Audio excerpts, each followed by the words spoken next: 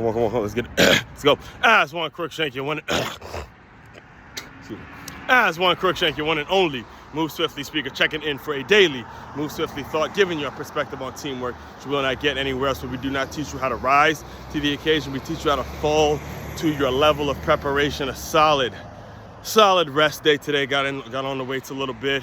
Just hit a nice 2-mile run to kind of warm up, get it going a little bit, and these days are important, especially after the mileage I put on my body the past couple days. The mileage I put on my body, so it was good to give my legs a little bit of a rest. We're back on it tomorrow. We're probably maybe eight or deciding either probably do 8 miles tomorrow. So all that being said, let's get into today's Move Swiftly thought. Wintrepreneur Wednesday, recording this Wednesday, I believe it's August 27th, 2025. And here we go again. The Mr. Shedeur Sanders media circus. Here we go again, right? After the first game, the Panthers game, there was all this talk and how he embarrassed the NFL. He embarrassed the NFL. There was these stupid-ass motherfuckers in the media talking as if Shedeur Sanders is the greatest. It was just it was such a conspiracy that he went in the 5th round. Now he goes and he lays an egg, absolutely lays an egg, does not perform well at all, which again, it happens. I'm not even, like I said after the first one, I'm not even taking shots. Half of this conversation isn't even about Shedeur Sanders, the player. It's more so about the mentality and the bullshit that's around him, to the point where there are pieces of me that hopes he doesn't do well just because of the stupid ass people that talk about him after a game, whether he performs well, whether he doesn't perform well. It's just so much bullshit that I gotta hit to the point where I've had to, on like the people, I'll tell you the people that I do listen to, the folks like a Chase Daniel who breaks down the film, watches the film, or even Matthew McChesney, the one that played at Colorado, who was very honest, a former offensive lineman, broke down the film and is just reacting to what they see. When it comes to Shedeur Sanders, it is just the people that actually have played the game of football and been a part of the game of football for so long. The only thing we're doing is reacting to what we see. And what we saw against the Rams is a player who was not fully developed, has not learned to step up in the same mistakes he was making in college. It's the same bullshit that he's doing now. And what happens in the media with the problem, and the reason that the thumbnail is a thumbnail today, is because there's a youth football mentality that you guys are pushing on someone who is supposed to be a professional quarterback. That's the issue. The youth football mentality, to where every time something goes wrong, now it's all of a sudden the offensive lineman's fault. Now it's, he don't got the receivers, he don't got this, he don't got that. But when he does well, oh man, he's just so great. And he embarrassed the NFL. He's gonna go out there and prove everybody wrong and all this other bullshit. And that is a youth football mentality. I'll give you an example. Because I love telling this story, because this was back when I was a scout. I was a scout for a company named FBU, Football University. And our space was 6th through 8th grade. So we were scouting players, all, trying to figure out what the best high school was to send them to, or where they wanted to go to high school, get them to camps, facilitating camps at the 6th, 7th, and 8th grade level. All right. If you heard of FBU, you know exactly what I mean. If you haven't, just simply go look them up. But anyway, I was at a spring game. This is back when I lived in Maryland, where I grew up in Maryland.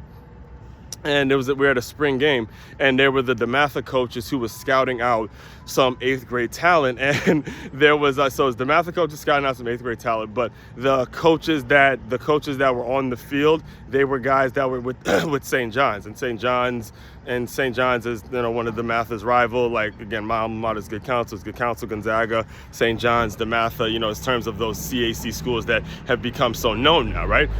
So anyway, the St. John's coaches sees the DeMatha coaches on the sideline at a youth football game during the spring, and one of the coaches looks and says, "Hey, they need to get up off our sideline. They need to get up off our sideline." So again, I'm watching the game with the DeMatha coaches, and as it got facilitated, the message got facilitated to these DeMatha coaches. One of the D-line coaches was about to go over there and say, "Please say something. Please say it to me." He was about to walk over there and kind of get in his face, like say it to me directly. Don't dance around and shit and start telling this one about me and where we need to be standing on the sideline and all that shit. And then the head coach, the other coach from DeMatha, calmed him down. He goes, "Look, that boy don't know nothing but some youth football."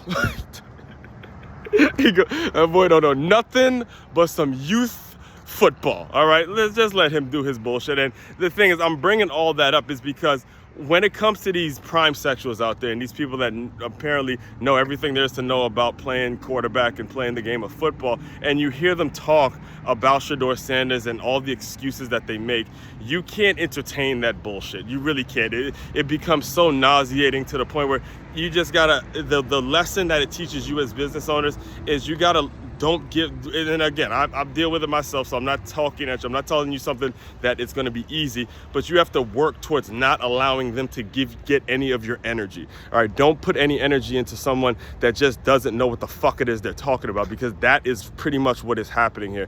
Is every single, and then again, he's become a circus, and the sad part about it is you're not helping him. And the one part about this whole thing, if a message can get out to Shedeur and his people, is understand all this stuff is not helping him develop, because obviously he needs some development. I think he'd be the first one to tell you, look, I'm not where I want to be. There's tons of things I need to develop in, and all of the people in the media who keep putting this out there as if I'm being a part of some conspiracy, if something was wrong, if I was done something wrong, that's not helping me develop. It's not helping me just kind of put my head down, get where I got to get to, get better at the things I got to get better at, and do it kind of in private without all of the noise. That is not helping when there's constant media coverage about will he make the team, all that other bullshit. Again, it's not helping. So stop it. So that's my take on the situation. And, again, I'm sure there's going to be more stuff that comes up that has really nothing at all to do with football, but that's just that's just kind of the way